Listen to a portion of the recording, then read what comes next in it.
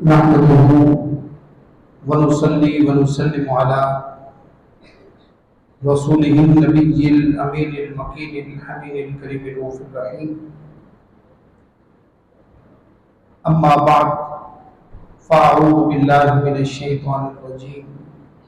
بسم الله الرحمن الرحيم. وقال الله تبارك وتعالى: لن ينال الله لحومها ولا دماؤها ولكن يناله التقوى منكم كذلك سخرها لكم لتكبروا الله على ما هداكم وبشر المحسنين. صدق اللہ العظیم. معزز و مکرم سامعین محتشم، اللہ رب العزت کی عطائے خاصہ سے ہم سب ذی الحج کے مبارک 10 ایام میں داخل ہو چکے ہیں.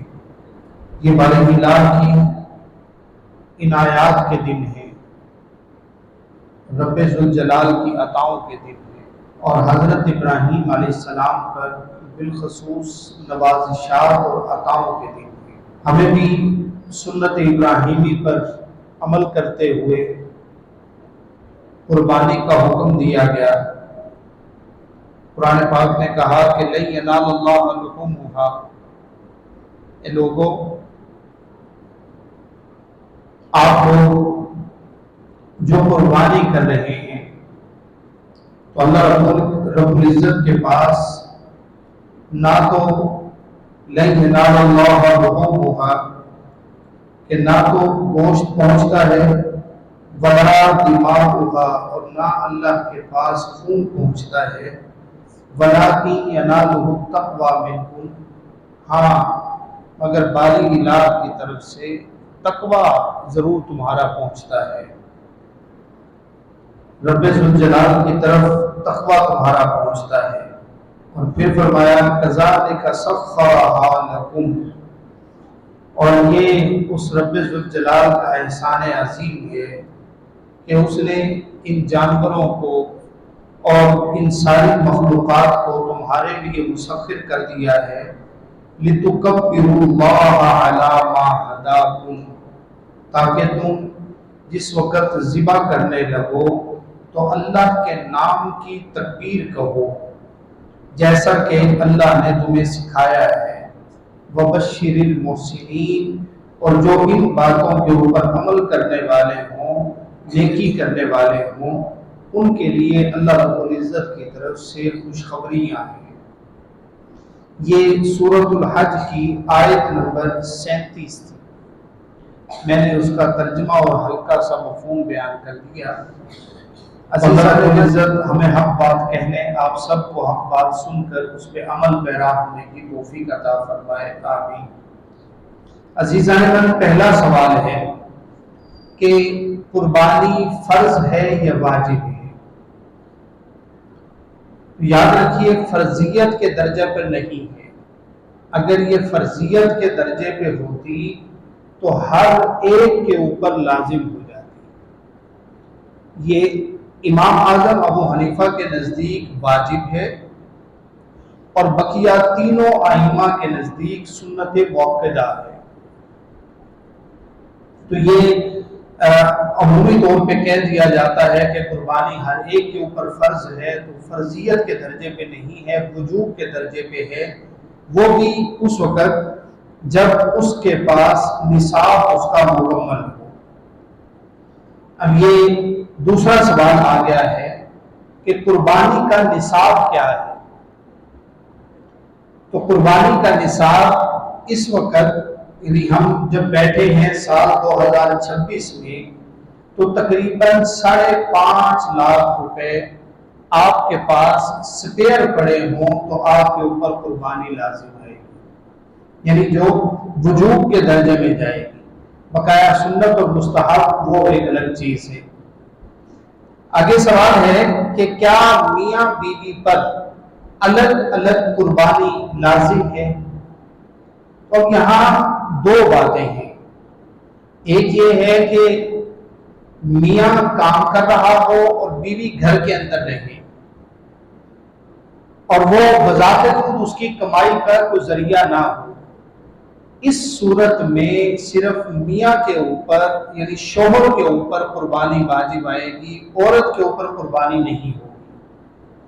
لیکن اگر عورت بھی کما رہی ہو اور مرد بھی کما رہا ہو، عورت الگ صاحب نصاب ہو جائے اور مرد الگ صاحب نصاب ہو جائے، تو جب دونوں الگ الگ طور پر کما رہے ہیں، ارننگ ان کی الگ الگ ہے، تو اگر وہ دونوں الگ الگ صاحب نصاب ہو گئے تو دونوں کے اوپر قربانی لازم ہوگی، وگرنہ دونوں میں سے اگر ایک صاحب نصاب ہوا، بعض اوقات میاں صاحب نصاب نہیں ہوگا، عورت صاحب نصاب ہو سکتی ہے کہ اس کی ملکیت میں سونا چاندی اور پیسہ کچھ نہ کچھ پڑا ہوتا ہے، تو اس صورت کے اندر عورت کے اوپر بھی قربانی لازم آئے گی۔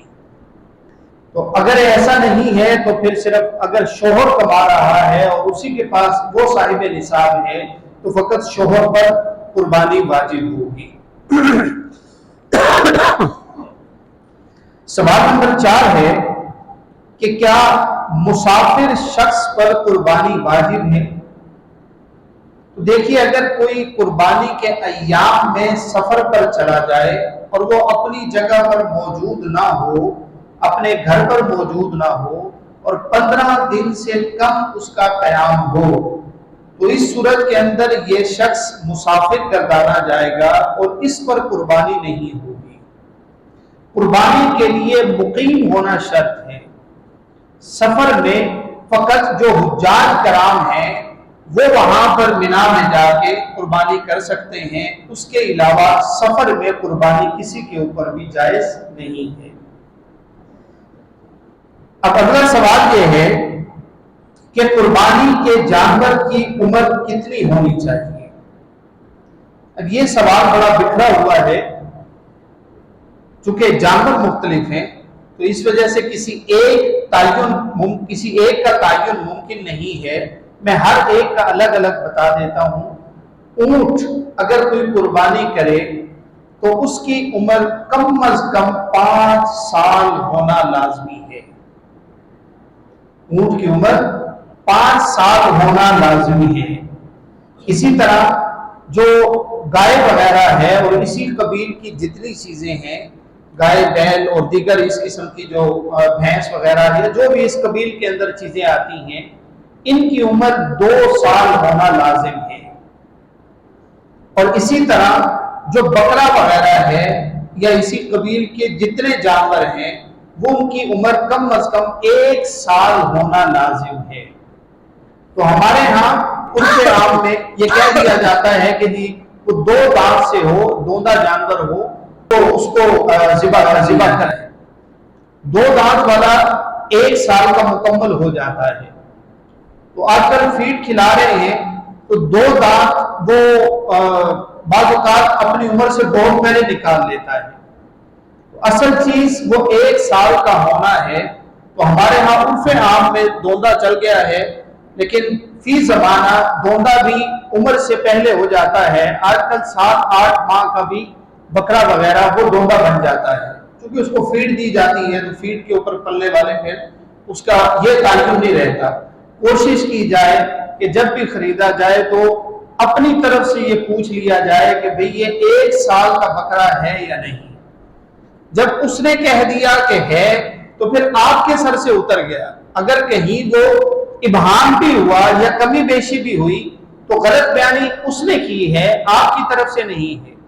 ان سے کیٹاگوریکل پوچھ لیا جائے کہ کیا واقعی یہ عمر میں پورا ہے، دانتوں میں پورا نہ پوچھا جائے، عمر میں پورا ہے تو اوکے کر لیا جائے۔ اسی طرح بھیڑ وغیرہ ان کی بھی عمر اصولاً 1 سال ہے، لیکن اگر بھیڑ 6 ماہ سے اوپر کوئی بھی اس کی ایج ہو اور وہ دیکھنے میں بڑی لگتی ہو اور ایسا فرما ہو کہ پتہ لگے کہ واقعی وہ 1 سال کے لگ بھگ کی ہے، یعنی بالکل کمزور نہ ہو، تو بھیڑ کی عمر 6 ماہ بھی ہوگی تو وہ قربانی کے لیے جائز ہو جائے گی۔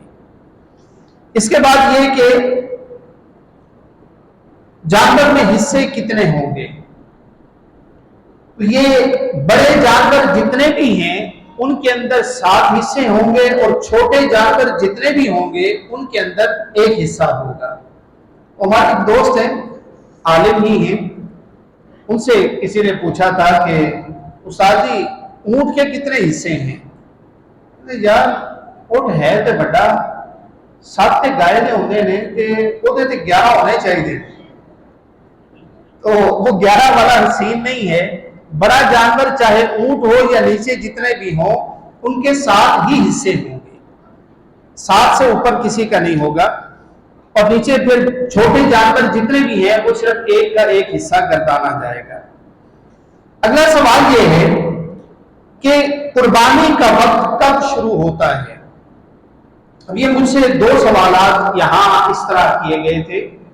ایک سوال تو یہ ہے کہ قربانی کا وقت شروع کب ہوتا ہے، اور ضمناً ایک سوال یہ تھا کہ قربانی کے جانور میں کچھ لوگ انگلینڈ سے شامل ہیں، ایک جانور پورا کیا جا رہا ہے تو 4 حصے ادھر کے ہیں اور 3 حصے پاکستان کے ہیں، تو کیا کس وقت قربانی کی جائے؟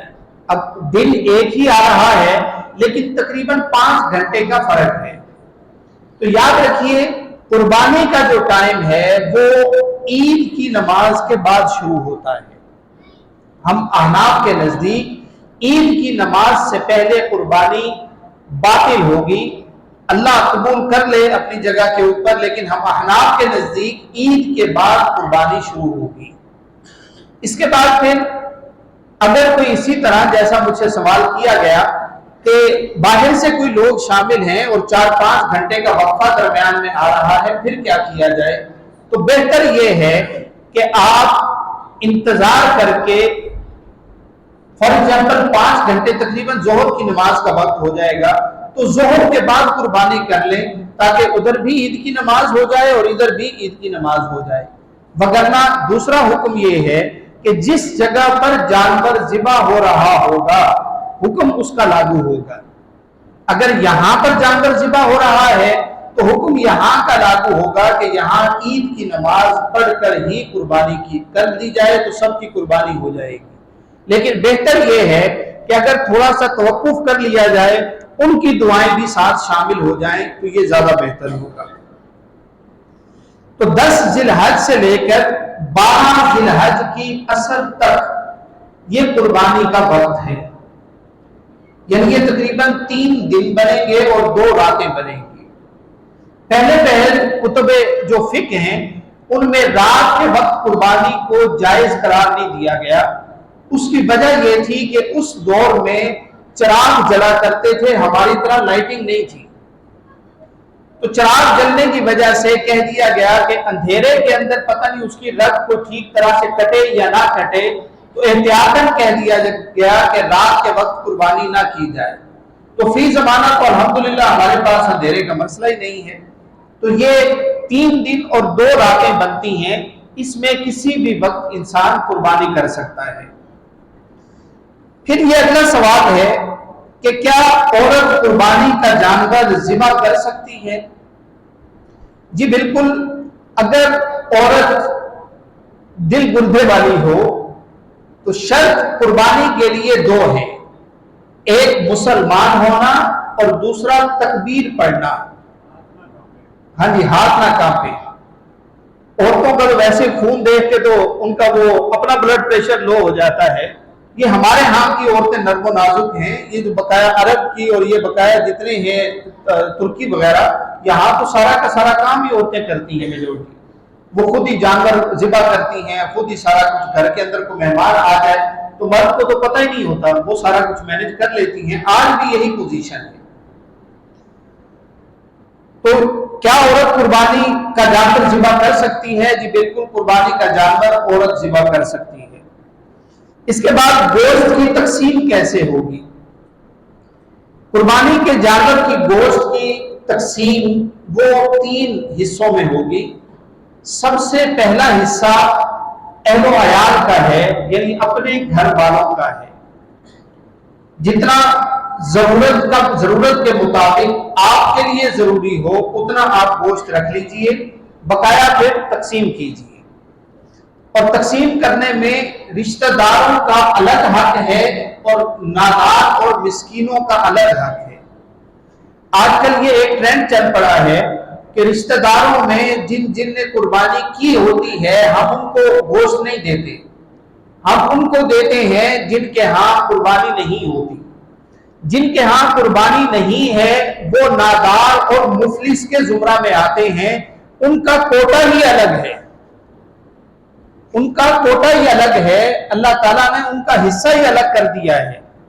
تو وہ لوگ جو رشتہ دار ہوں ان کا الگ سے حق ہے رشتہ داری کے اعتبار سے، تو بے شک تھوڑا تھوڑا ہو لیکن رشتہ داری کا حق نبھانے کے لیے رشتہ داروں کو بھی گوشت لازمی دینا چاہیے۔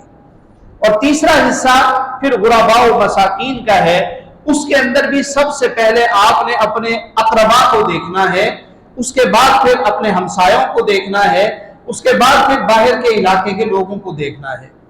ہم یہ کر رہے ہوتے ہیں کہ اپنے متعلقین یا جاننے والے جو بڑی دور دور کے لوگ ہوتے ہیں ان کو ہم گوشت دے دیتے ہیں، اور ہمارے محلے کے 7 گھر والے وہ بیچارے بغیر گوشت کے عید والے دن بیٹھے ہوتے ہیں۔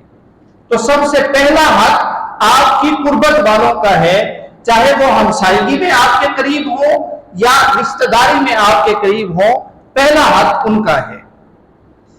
اس کے بعد یہ اگلا سوال مجھ سے پوچھا گیا تھا کہ قصاب کو اجرت میں کھال دی جا سکتی ہے یا نہیں؟ تو قصاب کو اجرت میں کھال نہیں دی جا سکتی۔ اجرت الگ شے ہے اور کھال الگ شے ہے۔ کھال عطیہ ہو سکتی ہے، کسی کے لیے اجرت نہیں بن سکتی۔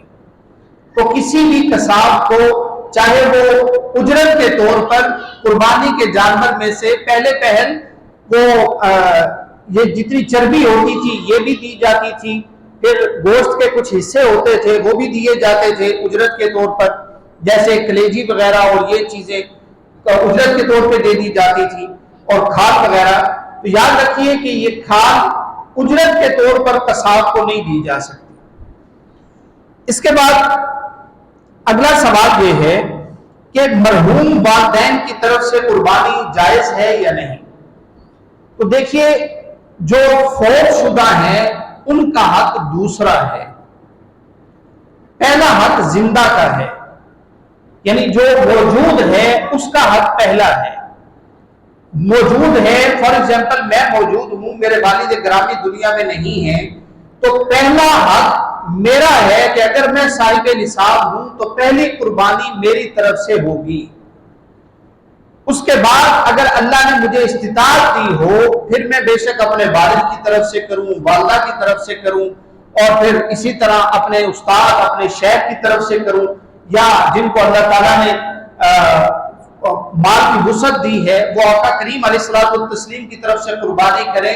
تو یہ ہر ایک کا الگ فعل ہے، لیکن پہلا فعل جب صاحب نصاب ہوگا اور زندہ ہوگا تو اس کا حق لازم ہے۔ سب سے پہلے زندہ کا حق، اس کے بعد پھر فوت شدگان کا۔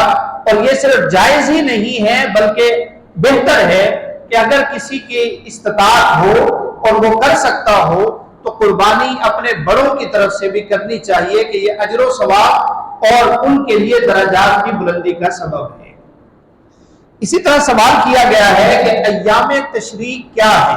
ایام تشریق یہ 9 ذی الحج سے شروع ہوں گے اور 13 ذی الحج تک تکبیرات تشریق پڑھی جائیں گی۔ تکبیرات تشریق کیا ہیں؟ اللہ اکبر اللہ اکبر، لا الہ الا اللہ واللہ اکبر، اللہ اکبر وللہ الحمد۔ ذرا میرے ساتھ پڑھ لیجئے، اللہ اکبر اللہ اکبر، لا الہ الا اللہ واللہ اکبر، اللہ اکبر وللہ الحمد، اللہ اکبر اللہ اکبر، لا الہ الا اللہ واللہ اکبر، اللہ اکبر وللہ الحمد۔ یہ ہر نماز کے بعد ایک مرتبہ پڑھنا لازم ہے، واجب ہے، ایک مرتبہ فرض نماز کے بعد پڑھنا، اور 3 مرتبہ پڑھنا سنت اور مستحب کے زمرہ میں جاتا ہے۔ تو جو مرد پڑھیں گے وہ اونچی آواز کے ساتھ پڑھیں گے اور خواتین آہستہ آواز کے ساتھ پڑھیں گی۔ یہ ایام جو 10 ایام ہیں یہ بہت امپورٹنٹ ہیں. کوشش کیجئے کہ ان ایام میں تکبیرات والی جو بھی تسبیح آپ کو آتی ہو وہ کثرت کے ساتھ پڑھیے. سبحان اللہ، الحمدللہ، اللہ اکبر، لا حول ولا قوت الا باللہ العلی العظیم، اللہ اکبر، لا الہ الا اللہ، واللہ اکبر، اللہ اکبر وللہ الحمد. گویا ایک ایک تسبیح آپ زیادہ سے زیادہ کرنے کی کوشش کیجیے کہ یہ ایام تسبیحات و تحلیلات کے ہیں. اس وقت یہ جیسے ہی ابھی 5 تاریخ شروع ہوگی اور حجاج کرام بس خانہ کعبہ کے اندر ہیں اور ان کی ایک ہی صدا ہے، اللہ اکبر، لا الہ الا اللہ، واللہ اکبر وللہ الحمد. جو تصوف میں چلنے والے لوگ ہیں وہ یہ بات سمجھتے ہیں کہ اپنے آپ کو استحضار کعبہ میں رکھنا یہ حجاج کے ساتھ مشابہت ہے. تو کوشش کیجئے کہ ان ایام میں کثرت کے ساتھ اپنے آپ کو متوجہ رکھیں خانہ کعبہ کی طرف، اپنے آپ کو گم رکھیں ان کیفیات کے اندر. جیسے ہی تھوڑا سا موقع ملے فوراً اللہ اکبر، لا الہ الا اللہ، واللہ اکبر یہ پڑھتے رہیں، یا تھوڑا سا ہو تو آنکھیں بند کر کے اپنے آپ کو، اپنی روح کو وہاں لے جائیں خانہ کعبہ کے اندر اور وہاں پہ یوں کر کے پڑھتے رہیں کہ لبیک اللہم لبیک، لبیک لا شریک لک لبیک، ان الحمد والنعمت لک والملک لا شریک لک. گویا اس ماحول کے اندر اپنے آپ کو ان 10 ایام میں رکھنا ہے. اور 9 ذی الحج کے بعد تو 100% انہی کیفیات کے اندر گم ہو جائیں. اسی وجہ سے کہا گیا کہ ہر نماز کے بعد اونچی آواز کے ساتھ اللہ اکبر، لا الہ الا اللہ، اللہ اکبر وللہ الحمد یہ لازمی پڑھا جائے، چاہے انفرادی طور پہ آپ نماز پڑھیں گے یا جماعت کے ساتھ نماز پڑھیں گے. اسی طرح یہ سوال کیا گیا کہ قربانی کے جانور کے کون کون سے اعضاء جائز ہیں، کون سے ناجائز ہیں. تو یاد رکھیے کہ جو ناپاکی کی طرف جانے والے اعضاء ہیں وہ ناجائز ہیں. اب وہ جب کٹنگ ہو رہی ہوتی ہے تو صاف پتہ لگ جاتا ہے کہ جو ناپاکی کے حامل کوئی بھی جگہ ہوگی وہ مکمل طور پہ ناجائز ہے، اس کے علاوہ تمام کی تمام چیزیں جائز ہیں. اللہ اپنے حفظ و امان میں رکھے. جن جن کو اللہ تعالیٰ نے استطاعت اور توفیق دی ہے وہ کوشش کریں کہ قربانی لازمی کریں. اس وقت قربانی ہے بھی بہت مشکل، چونکہ مہنگائی انتہا کے اوپر چلی گئی ہے. تو پھر بھی کوشش یہ کی جائے کہ یہ ضروری نہیں ہے کہ آپ نے 30-40 ہزار کا حصہ ہی ڈالنا ہے. تو بیسک چیز جو ہے وہ خون بہا ہوتا ہے. تو بے شک 15-20 ہزار کی کوئی بکری لے لیں اور اپنے ہاتھوں سے اس کو ذبح کر لیں. بیسک جو چیز ہے وہ اللہ کے راستے میں خون بہانا ہے. آپ کی طرف سے وجوب کے درجے کے اندر آئے یا استحباب کے درجے میں آئے، سنت کے درجے میں آئے، کوشش کیجئے کہ قربانی لازمی ہو، اس کا ناغہ نہ ہو. اس کی برکات بہت زیادہ ہے. اللہ سب کو اپنے حفظ و امان میں رکھے، سب کی قربانیاں قبول کرے. اپنے دل کو خالص رکھیے، اللہ کے لیے خالص رکھیے، نیت کو خالص رکھیے. اللہ سب کو سلامتی میں رکھے اور سب کی قربانیوں کو اپنی بارگاہ میں شرف قبول عطا فرمائے. آمین بجاہ نبی کریم. والسلام علیکم ورحمۃ اللہ وبرکاتہ.